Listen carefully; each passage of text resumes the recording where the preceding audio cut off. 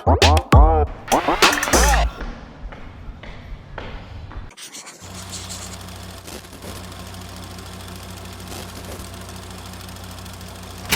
kunyari may transition tayo, guys. Hi guys! This is Judy Sariel and welcome back to my YouTube channel, and thank you so much for clicking on this video. And if you click this, siguro naghahanap kayo ng motivation or extra push to do your first ever workout ngayong 2025. Because ako guys, ngayon na lang uli ako mag-workout. Simula na nag-start ang 2025. Kasi guys, ang daming ganap, nakakaloka, ang daming nangyari sa akin. If you've seen yung previous vlog ko, alam nyo yung mga nangyari sa akin. But thank you Lord, because na-survive natin lahat ng iyon. Kaya naman, right now na medyo kumalma na ang lahat, meron na ako uling time to go back to the gym and focus on my fitness goals ngayong taon. So, ayan na nga, tapos ko na lahat ng aking mga gawain. So, perfect timing.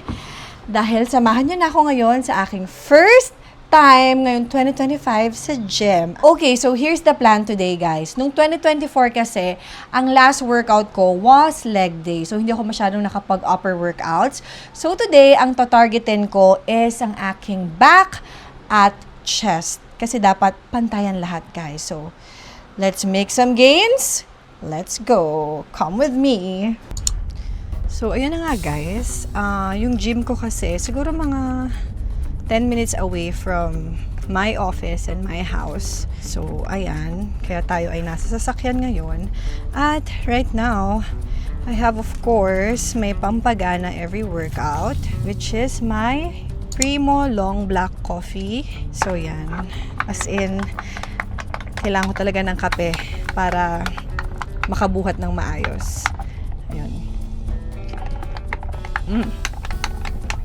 So, also, yung working out ko, tinataon ko rin talaga na si Mati ay nasa kanyang school para at least wala akong masyadong iniisip. Also, sakto din kasi na pagkatapos ng gym ko, tapos na rin yung class ni Mati. So, parang tuhog na din, diretso sundo na sa kanya. So, ayun, alam mo naman, pag nanay, kailangan kalkulado lahat ng bawat galaw, kumbaga on schedule lahat, para magawa natin lahat ng ating mga task every day. Okay. Ayun. So, if you're here in Cagayan de Isabela, this gym that I always go to is a very nice gym. Actually, ito yung pinaka-decent na gym dito na napuntahan ko. Because in Manila, I usually go to Anytime Fitness talaga kasi member ako doon. And dito kasi sa Isabela, ang pinaka-worry ko before is shy ako. Kasi yung mga gyms nila here is mostly mga bakal gym. And syempre, di ba, as a girl, parang I feel a little unsafe kapag mas maraming guys na nag-gym. Buti na lang, itong gym na na-discover ko here in Cagayan Isabela is super girl-friendly. Kumbaga, ang dami mga nag-gym na mga babae, kaya I feel safe. As in, talaga, super nice yung mga equipments. If you're interested kung saan to, i-DM nyo lang ako para malay nyo, di ba, pwede tayong magsabay mag-workout.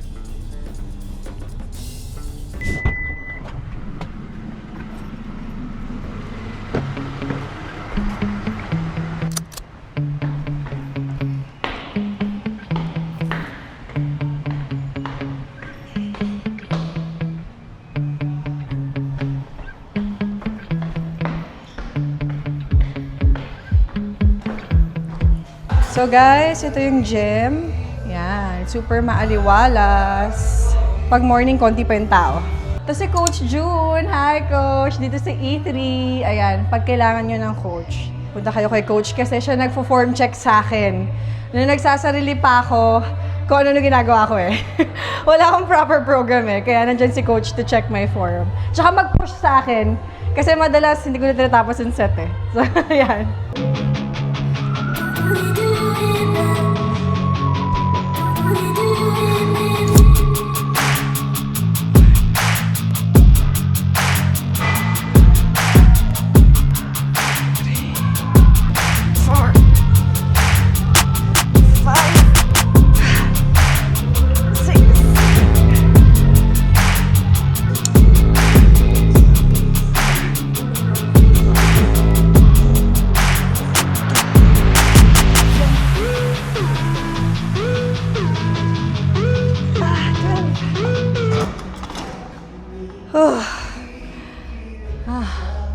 Wag talaga upper, sobrang struggle.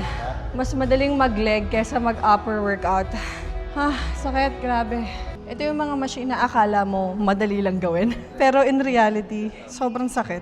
Okay, let's do this. One.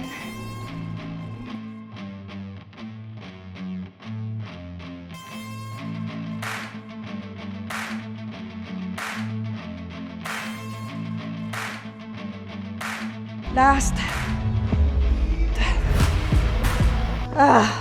Grabe si coach, oh. Dinagdagan na naman. Hirap na nga ako kanina. Okay. Sige. 1, 2.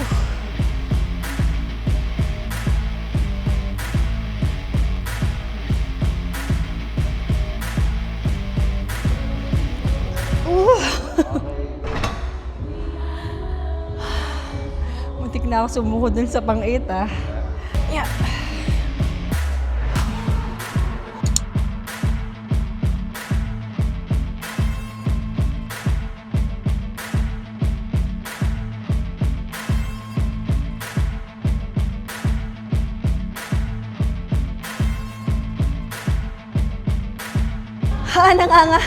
Nangangatog yung arms ko.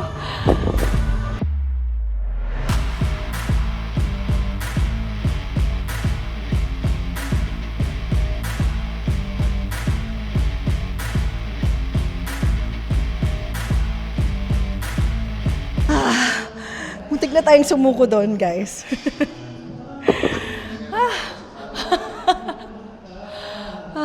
Grabe. Hirap ng dumbbells. So guys, nag-coffee break muna tayo saglit.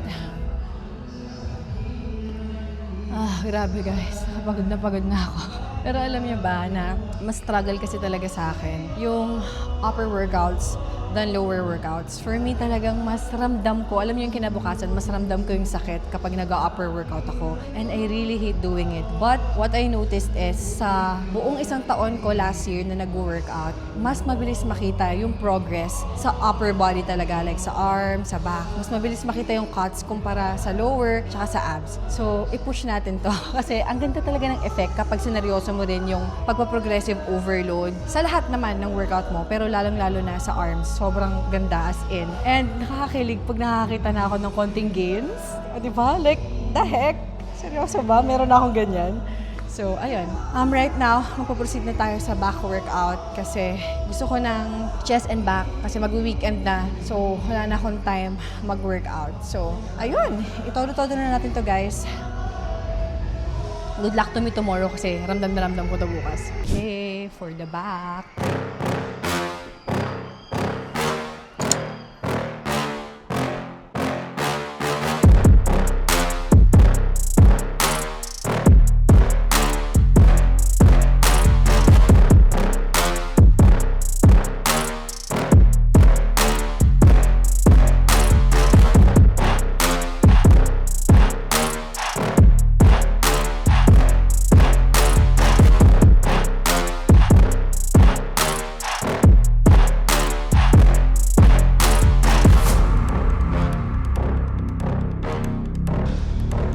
Coach, 8 lang. Alright, so tapos na tayo sa chest and sa back. Now, to end my workout today, I will do my favorite ab workout na lagi kong sinisingit. I try my best na isingit every workout. So, ito ang cable crunch. So, nung una sabi ko parang challenging siya. Pero guys, alam nyo, sobrang ganda ng results nito. Sa lahat ng mga ab workouts ko, ito yung favorite ko kasi kita ko agad yung result in a week kapag ginagawa ko to consistently. So, ito na. Gawin na natin yan. Ganito pala.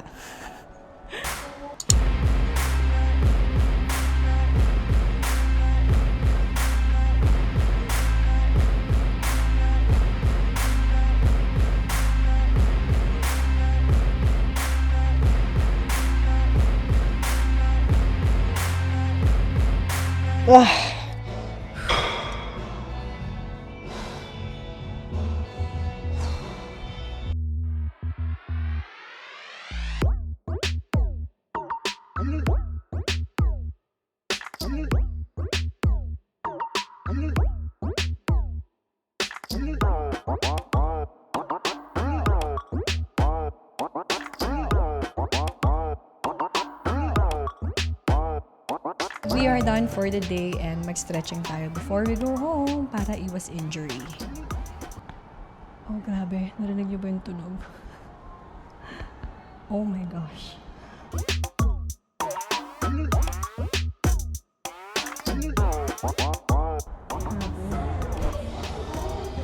Don't forget to stretch, guys. Kasi for sure, sobrang masakit ang workout yung core. So, stretching can help.